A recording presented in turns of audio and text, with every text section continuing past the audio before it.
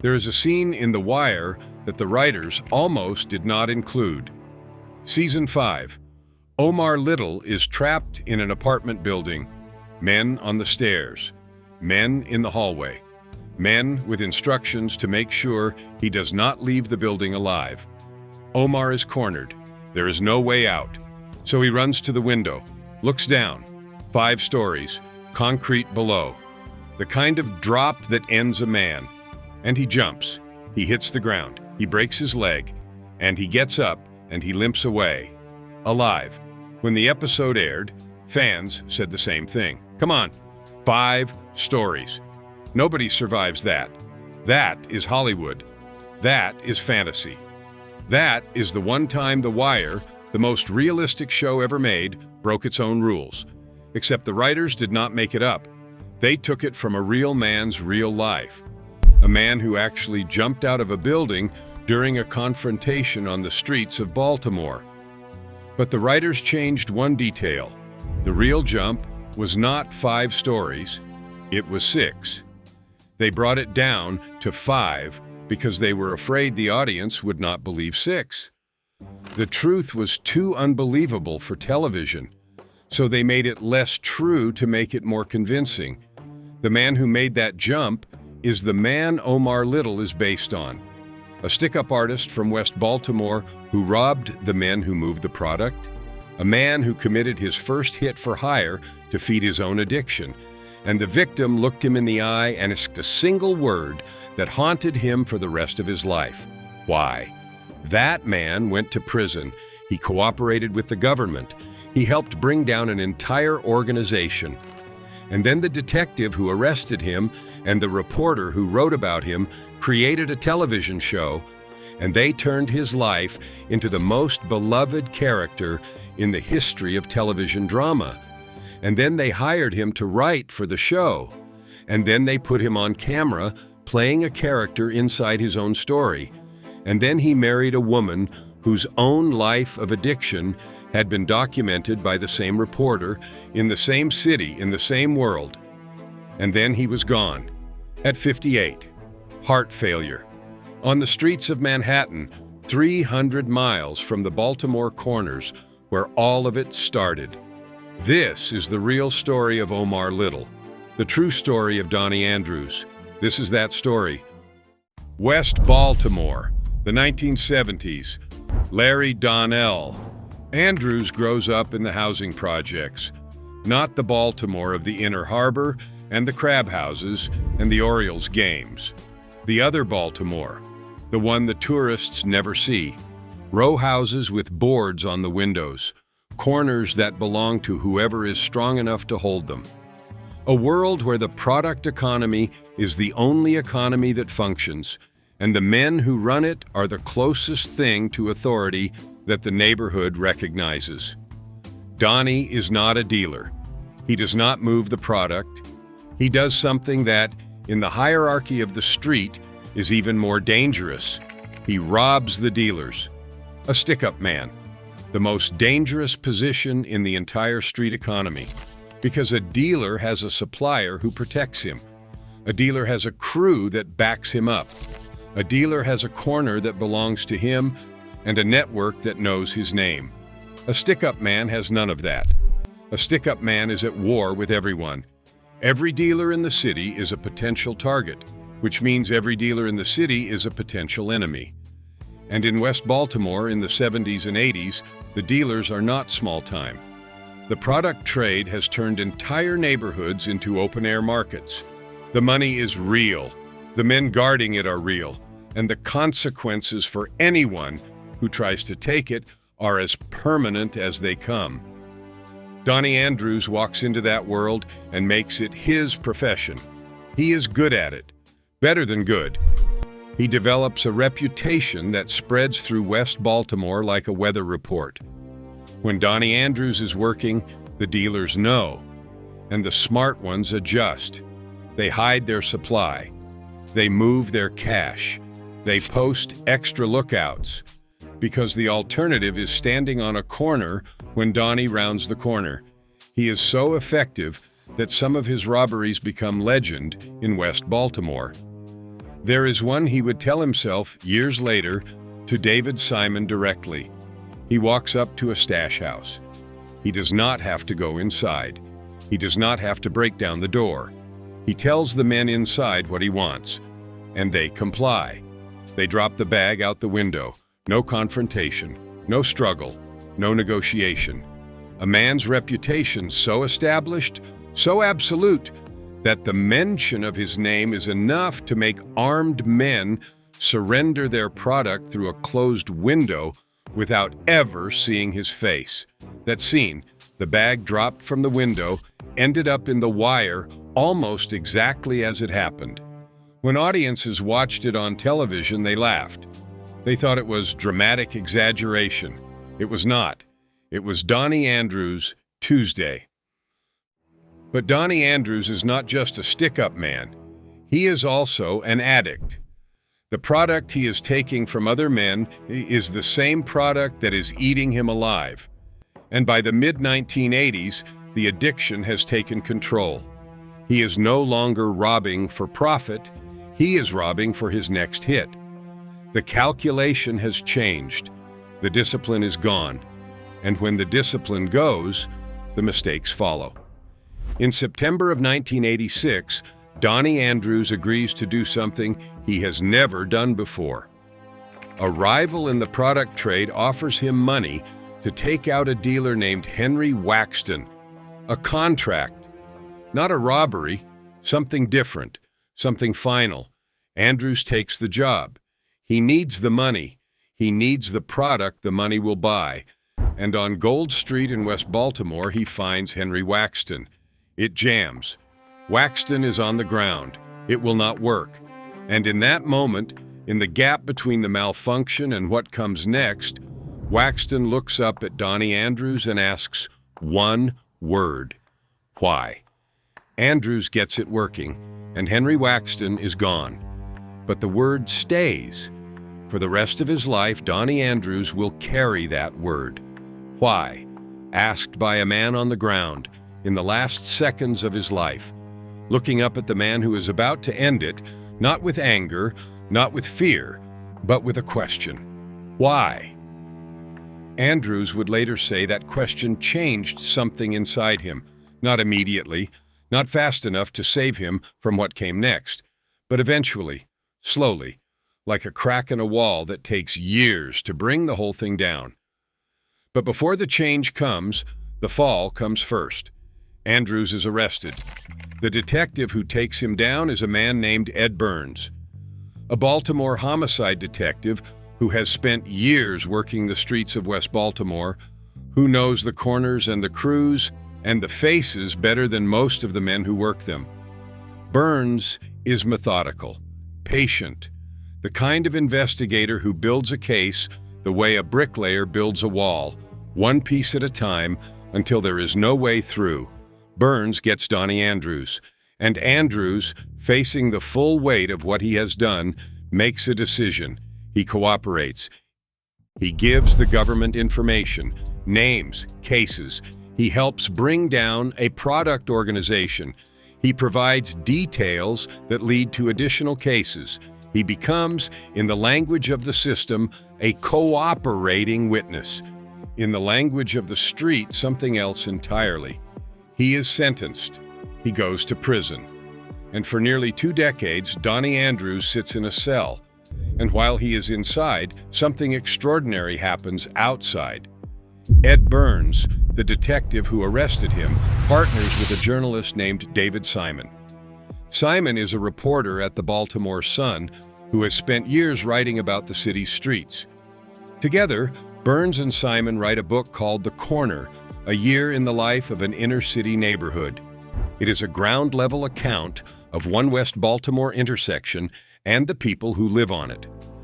One of the principal characters in The Corner is a woman named Fran Boyd, a woman trapped in addiction, a woman whose life is documented by Simon and Burns with the same unflinching honesty they brought to everything they wrote about Baltimore. The Corner becomes an HBO miniseries. It wins an Emmy, and it opens the door for something bigger, The Wire. David Simon and Ed Burns create The Wire in 2002, and they need a character who embodies the strange, violent, contradictory world of the Baltimore stick-up man. A man who robs dealers but lives by a code.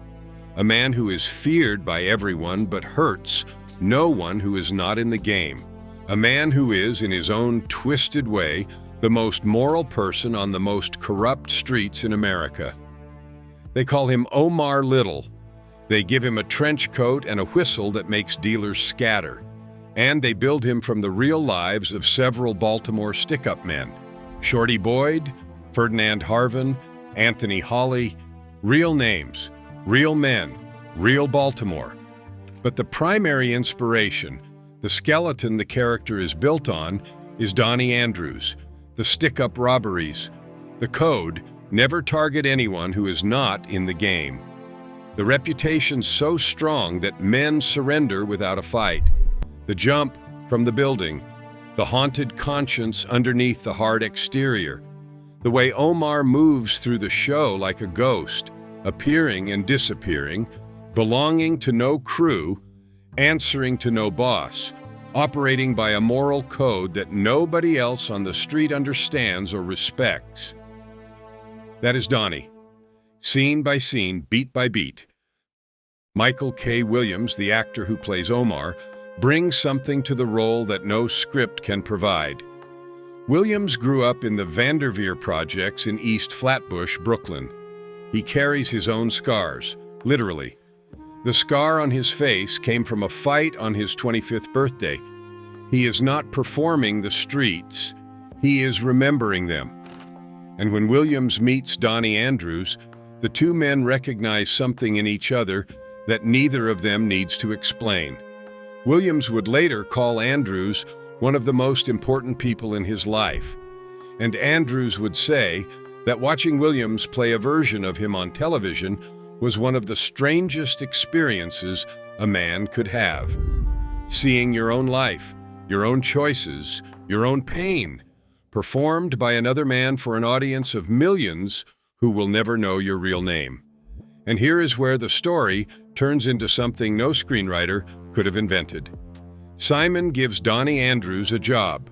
While Andrews is still processing what his cooperation and his case and his years inside have cost him, Simon hires him onto the writing staff of The Wire. The man whose life the character is based on is sitting in the writer's room, helping shape the stories. His experiences, his language, his knowledge of how the streets actually work, all of it poured directly into the scripts. And then they put him on camera. Donnie Andrews appears in The Wire, playing a character named Donnie, a member of the inner circle of Butchie, one of Omar's most trusted associates. The real Omar, playing a supporting character inside a show built on his own life. And his final scene on the show is the one that started this story. The ambush, the building, the jump. The writers based it on Donnie's real experience. He claimed he jumped from the 6th floor during a real confrontation in Baltimore. The writers brought it down to 5 because they believed the audience would call it unrealistic. The most realistic show in television history had to make the truth less true because the truth was too much. And then came Fran Boyd. Remember her, the woman from the corner, the woman whose addiction David Simon had documented, the woman whose life had been laid bare on HBO before The Wire ever existed. Donnie Andrews from prison had begun calling Fran Boyd every day. Simon had introduced them, and Donnie, the man who had spent his life taking from people, started giving. He called her, he listened to her, he supported her recovery. He became the one stable voice in her life from inside a cell, hundreds of miles away. The people who had helped put Donnie Andrews in prison, including the federal prosecutor who convicted him, testified at his release hearing that he was reformed. Fran Boyd testified. The detective who arrested him, Ed Burns, supported his release. The journalist who wrote about him, David Simon, supported his release.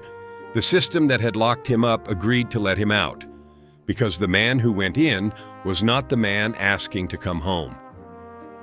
Donnie Andrews was released in 2005, after nearly 2 decades inside. And on August the 11th, 2007, Donnie Andrews married Fran Boyd. The stick-up man married the woman from the corner.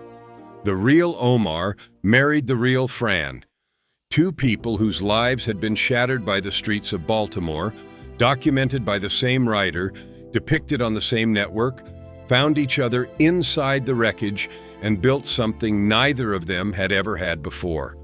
The wedding guests included David Simon, Dominic West, who played Jimmy McNulty, Sonia Sohn, who played Detective Kima Greggs, Andre Royo, who played Bubbles, the cast of The Wire, at the wedding of the man the show was built on. After his release, Donnie Andrews founded an organization called Why Murder. He worked with young people in Baltimore. He visited schools. He told his story. He did not hide from what he had done. He did not dress it up or make himself the hero.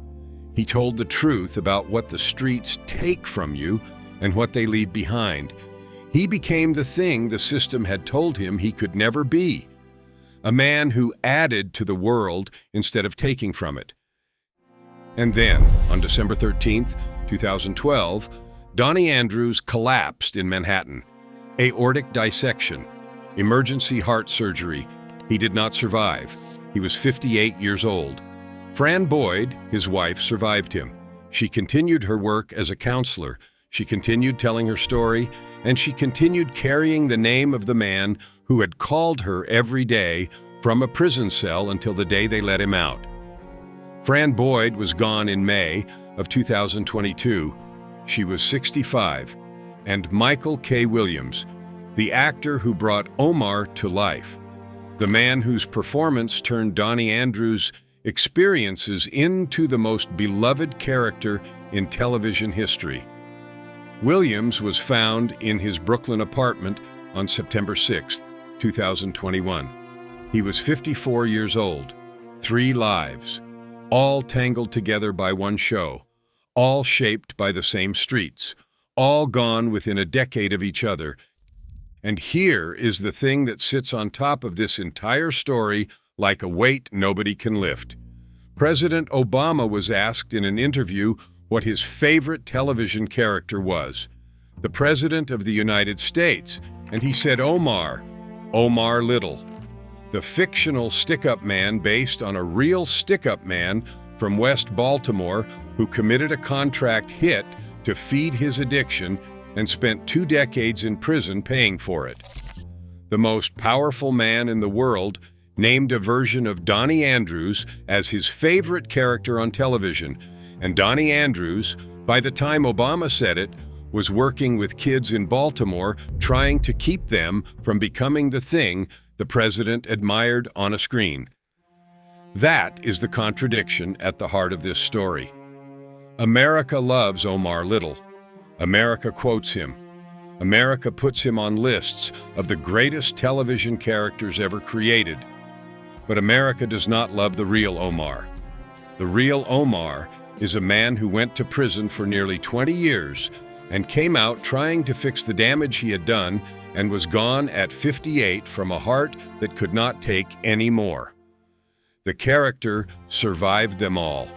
Omar Little is still being watched, still being quoted, still being debated, still being called the greatest character in the history of television. Every time someone streams The Wire, Omar jumps from that window again.